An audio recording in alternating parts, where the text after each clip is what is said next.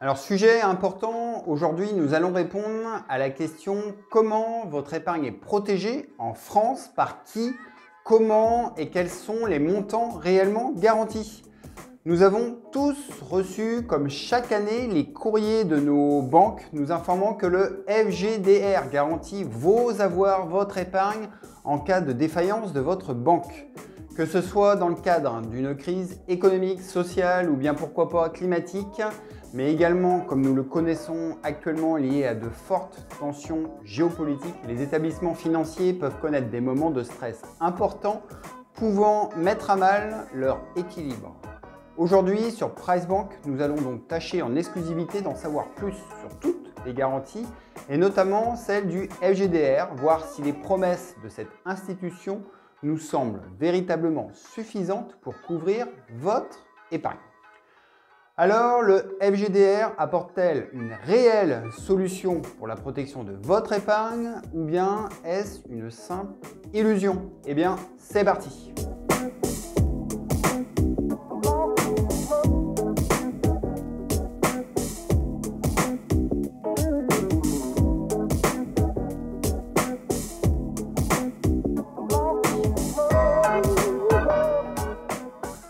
Bonjour, c'est Guillaume de PriceBank. Dans cette vidéo, je vais donc vous présenter ce qu'apporte en théorie le FGDR. Nous allons donc aborder ce sujet en trois parties, avec premièrement la présentation de l'institution compétente et des garanties existantes, puis nous livrerons notre analyse sur la pertinence de cette garantie en partant d'éléments factuels et de données incontestable, et nous terminerons sur notre synthèse et avis concernant le FGDR et du coup sur la protection globale de votre épargne. Avant de commencer et pour ne pas rater nos actualités, n'hésitez pas à vous abonner à la chaîne et nous mettre un coup de pouce, mais également à partager vos impressions car la chaîne PriceBank est là pour vous. Alors commençons dès maintenant par vous présenter tout cela, toutes les promesses, toutes les garanties existantes censées protéger vos placements. Avec le FGDR, votre argent est protégé. Ce n'est pas moi qui le dis, c'est le slogan et la promesse du Fonds de garantie des dépôts et de résolution qui a été créé dans le cadre de la loi du 25 juin 1999. En clair, il se doit de protéger vos comptes et livrets bancaires et vous permet de récupérer votre épargne si votre banque venait à faire faillite. Le fonds peut être appelé à intervenir et sachez que si la faillite de votre banque est inévitable, eh bien le fonds vous indemnisera en moins de 7 jours ouvrables. Rassurant, non? Dans le détail, le FGDR offre 3 garanties. La garantie de dépôt, la garantie de titre et la garantie de caution. Depuis 2010 et dans le cadre de la première garantie, donc celle des dépôts, sachez que vous serez indemnisé à hauteur de 100 000 € maxi. Sont concernées ici toutes les sommes déposées en banque sur les comptes courants, les comptes et livrets d'épargne comme le livret jeune, les comptes épargne logement, le PEL et les anciens PEP. Il s'agit aussi des sommes déposées sur les comptes espèces associés à un compte-titre, à un PEA et plan d'épargne retraite. Et bien ici, en cas de défaillance de votre établissement bancaire ou financier, ces produits sont couverts par la garantie des dépôts du FGDR qui indemnise le total des montants déposés sur ces comptes jusqu'à 100 000 € par client et par établissement. Voilà pourquoi il est souvent dit et conseillé que si vous avez par exemple 300 000 € d'épargne, prenez 3 banques pour obtenir 3 fois les 100 000 €, mais on y reviendra. En tout cas, c'est vraiment la promesse du fonds de garantie et pas la mienne. Pour finir, sur la garantie de dépôt, je précise que sont exclues les valeurs déposées au coffre de la banque. Alors maintenant, avec la garantie de titre, sachez que vos actions et autres instruments financiers placés sur un PEA ou sur un compte titre vous appartiennent et vous sont normalement restitués en cas de défaillance de votre banque ou de votre entreprise de services d'investissement. Le FGDR n'intervient donc que si les titres sont déclarés indisponibles, s'ils ont disparu des comptes de l'établissement et si ce dernier est en cessation de paiement. La garantie de titre couvre jusqu'à 70 000 € par client et par établissement, quelle que soit la devise dans laquelle les titres sont libellés.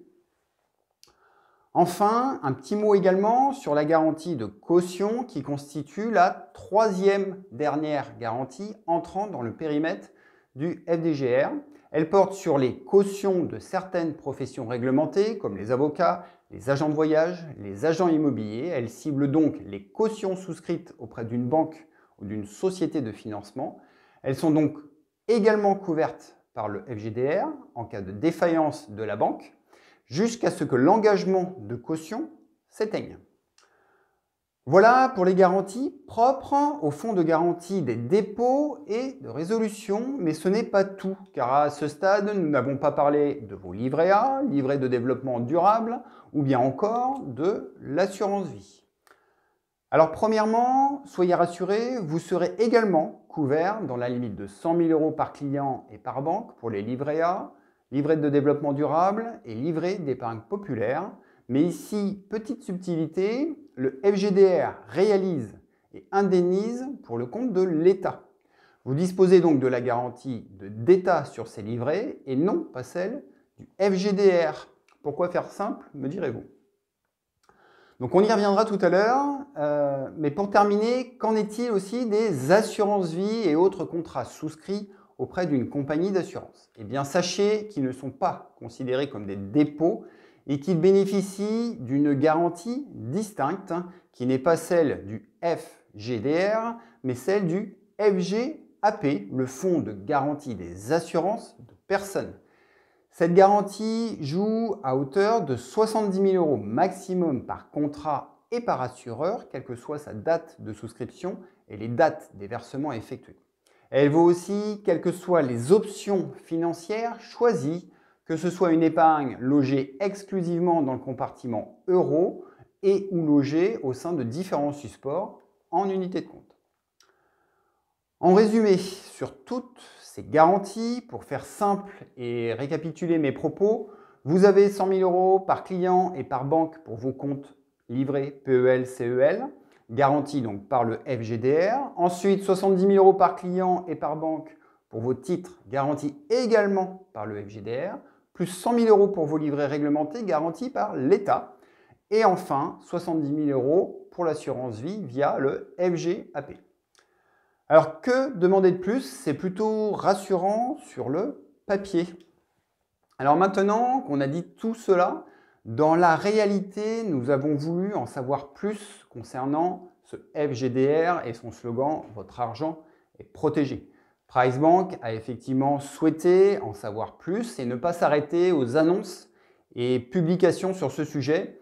On souhaite ne pas s'arrêter aux informations traditionnelles et tableaux dont on nous abreuve à ce sujet. On a donc cherché à savoir si, avec ce FGDR, votre épargne nous semble réellement en sécurité. Eh bien, ce que nous avons trouvé est très intéressant. Nous avons notamment étudié qui et quoi se cache derrière le FGDR. Et pour cette étude, nous nous sommes basés sur des informations reconnues et fiables, prises directement sur le site de la Banque de France et du FGDR en personne. Donc des données accessibles au plus grand nombre que vous pouvez d'ailleurs vous-même vérifier.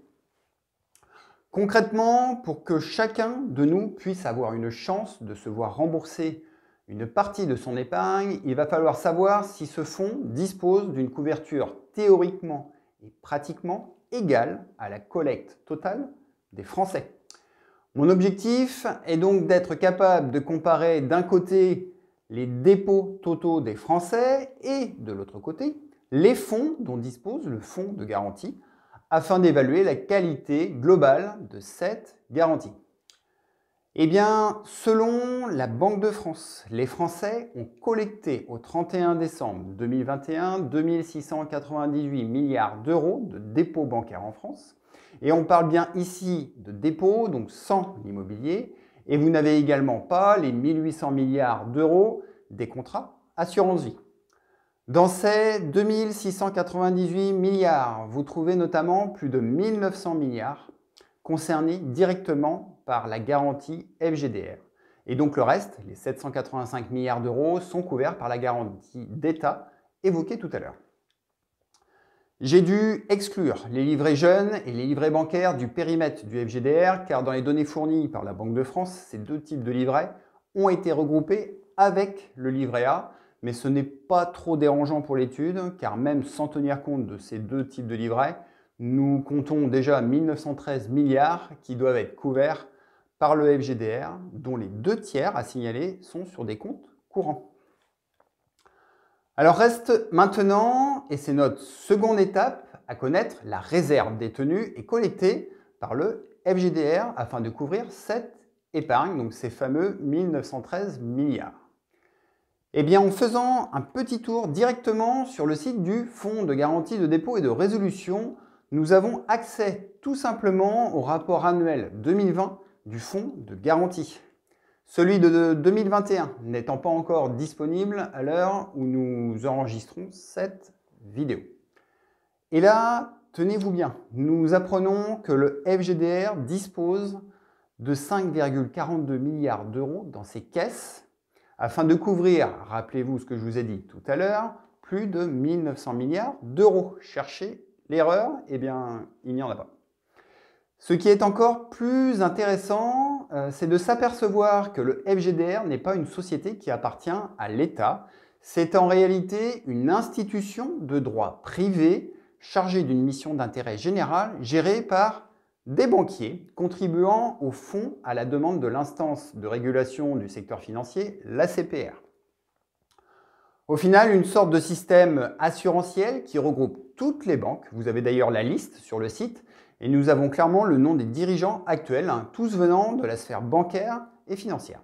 Les banques ne font pas que verser sur ce fonds, elles le gèrent au final de A à Z et je vous invite vivement à consulter le rapport de l'institution. On apprend beaucoup de choses car il nous permet également de voir comment est investie cette garantie et nous nous apercevons pour commencer que ce n'est pas une réserve disponible de suite sur un compte courant au cas où il y aurait la faillite d'un établissement.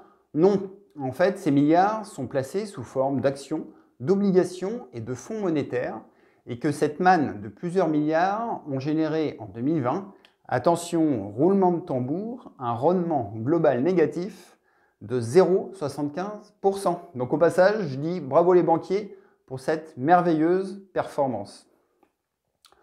En synthèse, nous apprenons que le FGDR, c'est avant tout une structure qui est gérée par les banques et que ces 5 milliards sont placés dans des fonds qui sont eux-mêmes gérés par des banques et sociétés de gestion.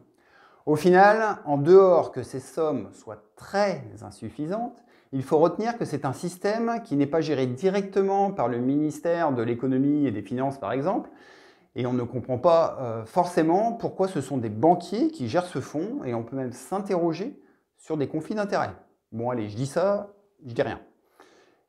Je vous laisse faire votre opinion donc à ce sujet. Donc au final, si on résume, d'un côté, vous avez 1913 milliards de dépôts et de l'autre côté, vous avez 5,4 milliards. Donc évidemment, c'est totalement déséquilibré.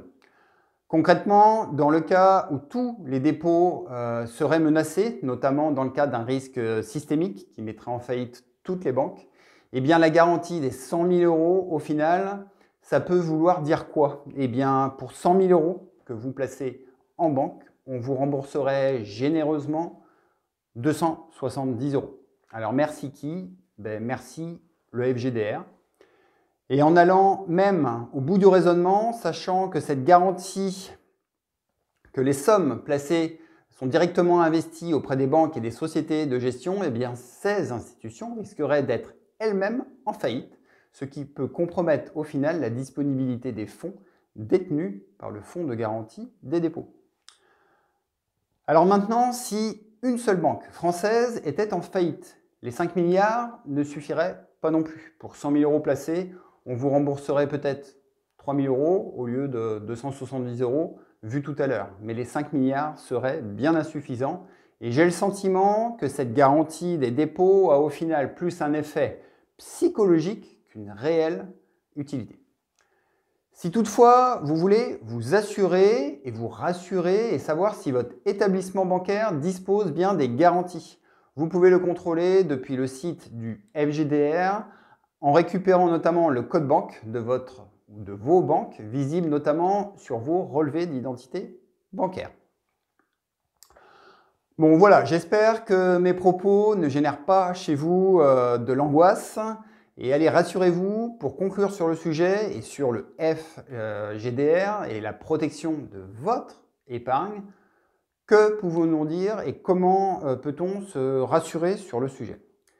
Eh bien, pour qu'un fonds de garantie de dépôt puisse protéger votre épargne, il faudrait que pour chaque euro que vous déposez dans votre banque, il y ait ce fonds de garantie qui détienne 1 euro également. Et là, ça pourrait fonctionner. Mais malheureusement, dans un tel cas, cela reviendrait à créer un doublement de la masse monétaire et vous auriez toutefois très certainement une incohérence économique et monétaire majeure. Les dépôts ne peuvent donc pas être garantis autrement, selon nous, par l'État lui-même ou la BCE via encore une fois la fameuse planche à billets que l'on commence à très bien connaître depuis déjà plusieurs années, car c'est souvent la solution de nos énarques dès que nous devons résoudre, camoufler ou reporter un problème.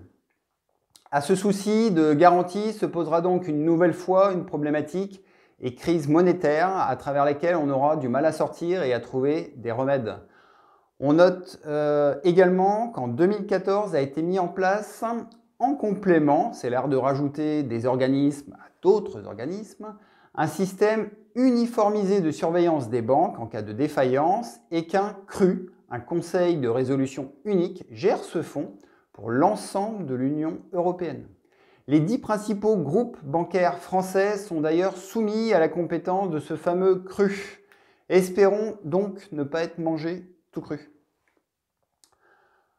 En conclusion, je veux être rassurant car même si le FGDR assume ce rôle de garant de votre épargne, nous pouvons réellement penser que les États agiront bien en amont. Nous pouvons donc imaginer que la question ne se posera pas parce que les banques centrales interviendront avant que nous ayons à actionner le fonds de garantie des dépôts et avant que finalement le problème de faillite se pose. Et c'est certainement la leçon qu'il faut retenir. Effectivement, la faillite d'une banque peut coûter bien plus cher que son sauvetage et l'intérêt général prévaut. Voilà pourquoi j'ose vous dire, pas d'inquiétude, l'État est là et veille sur vos intérêts, quitte à plonger dans le quoi qu'il en coûte une nouvelle fois. Encore une fois, rassurez-vous, vous avez donc aujourd'hui beaucoup plus d'éléments à ce sujet, beaucoup plus d'éléments sur les banques, sur le FGDR, et vous en savez un peu plus, chiffres et preuves à l'appui. Peut-être que certaines informations ont pu nous échapper lors de la rédaction de cette vidéo. N'hésitez pas à nous faire part ainsi de votre sentiment, réaction à ce sujet. Nous restons à votre écoute pour des finances qui vous ressemblent. Si vous avez apprécié cette vidéo, je vous invite vivement à la liker, mais également à la partager et à vous abonner afin de suivre nos actualités. Je vous invite également à vous rendre sur notre site internet pricebank.fr pour disposer d'outils et d'informations claires et indépendantes afin que vous fassiez des choix bancaires et financiers assumés et éclairés. Personnellement, j'ai apprécié réaliser cette vidéo et j'attends vos commentaires sur le sujet. PriceBank reste à votre disposition pour vos attentes bancaires et patrimoniales. Ensemble, reprenons nos finances personnelles en main. Je vous dis désormais à très bientôt. Ciao!